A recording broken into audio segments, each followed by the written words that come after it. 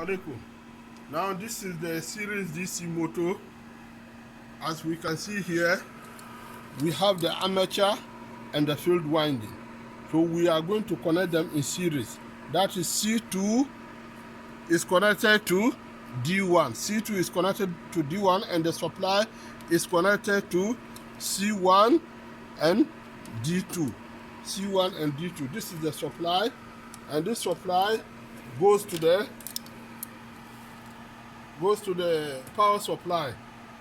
That is the variable AC, which is rated as 16 amps.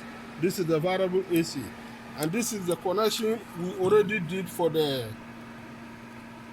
separately excited motor, where we have the control unit, we have the isolator amplifier, we have profit chassis and sensor chassis that are connected to the computer for us to read the power and the voltage and the speed.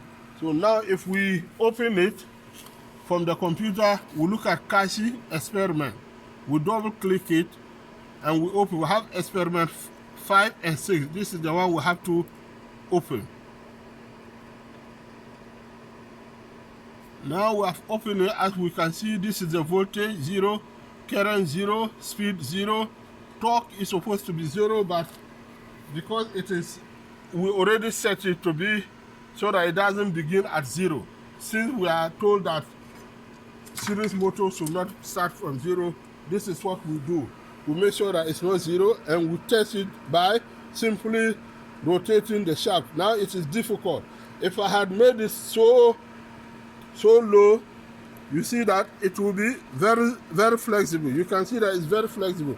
Series motors should not be started with this flexible.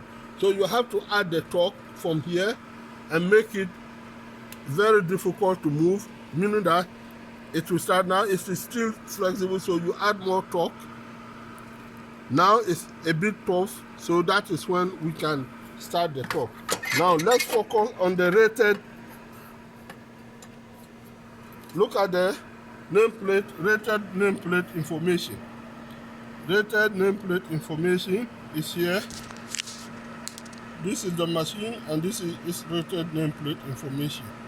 Now we can see that the current, armature current, is 6.5, and that should be the same rating for the field. The voltage is 220 and the speed is 2,300. So now we start the experiment. Simply, since we have put the load there, we simply switch on the supply and vary the voltage. Now the machine has started rotating. Now we continue to increase. We can see how the speed is getting high, simply because even the torque we added is small. So you see we have 1.7 Newton meter torque. We can reduce it in order to take more readings. We can reduce it.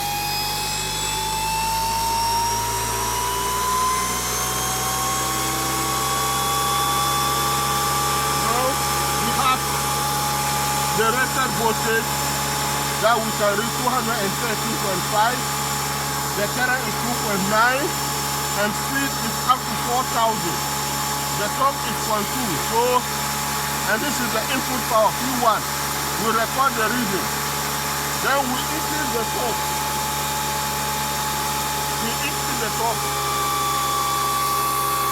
Then we take the reading.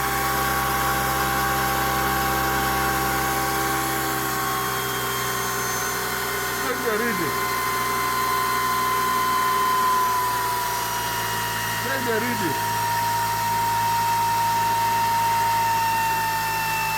You have to watch. Now the voltage has changed, so you bring it back to 215. Now take the reading.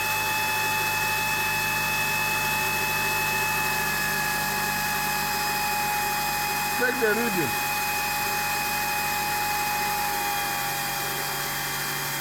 Take the reading.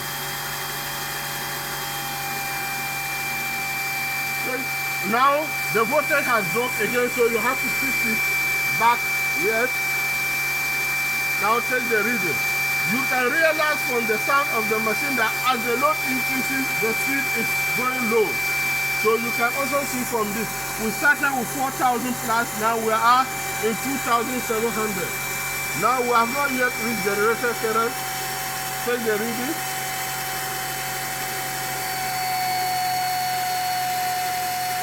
Take the reading. We have to adjust the voltage. Now take the reading.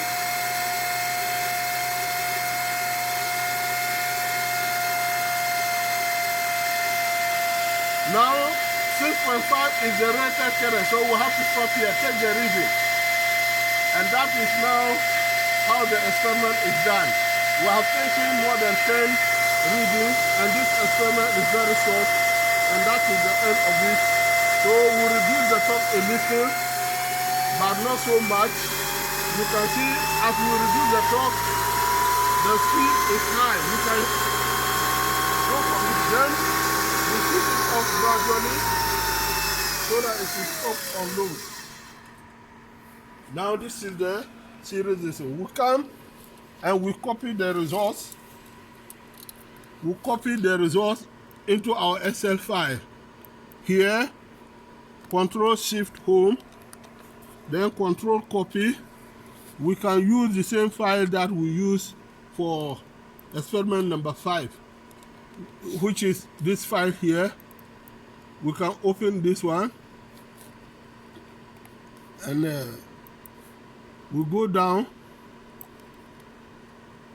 We can use this sheet, rename this sheet as this work here as separately excited. Separately, we'll just do it, and then we open another worksheet and paste the readings. Now we have to go back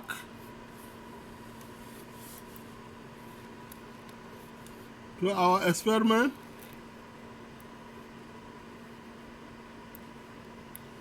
So this is the voltage.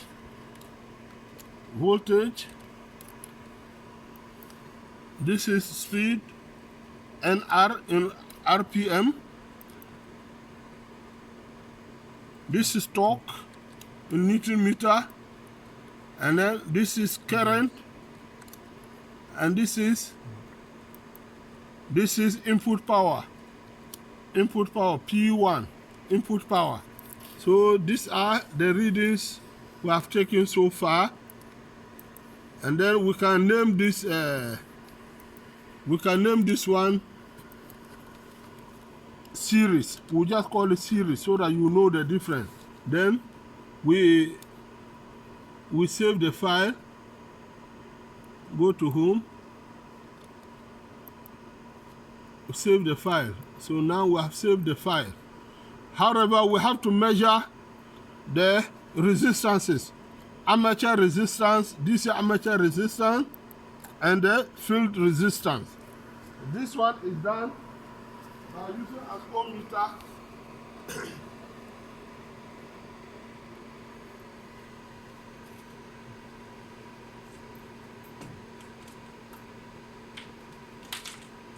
We use an ohmmeter to measure the resistances. This is the armature here. We'll put it on ohms and we read the resistance. It is 6.5 ohms. So we write armature resistance 6.5 ohms.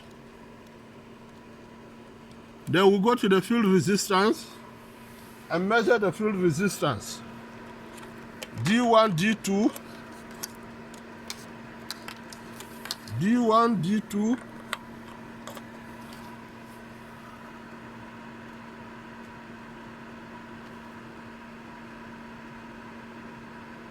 and it is 1.6 ohms. 1.6 ohms. 1.6 ohms. So you can see that since it is also carrying the same field current, its rating is very low. Now we go back to our Excel sheet of the DC separately excited and measure the DC stator resistance, armature resistance, and DC field resistance. This is the machine. This is the machine, and the armature resistance which we use here was here to this one. So we'll read it here. It is 6.7 ohms. Here, 6.7 ohms. Now you look at the field. The field is E1, E2.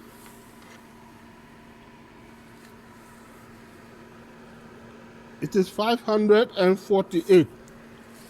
548 ohms. 548 ohms.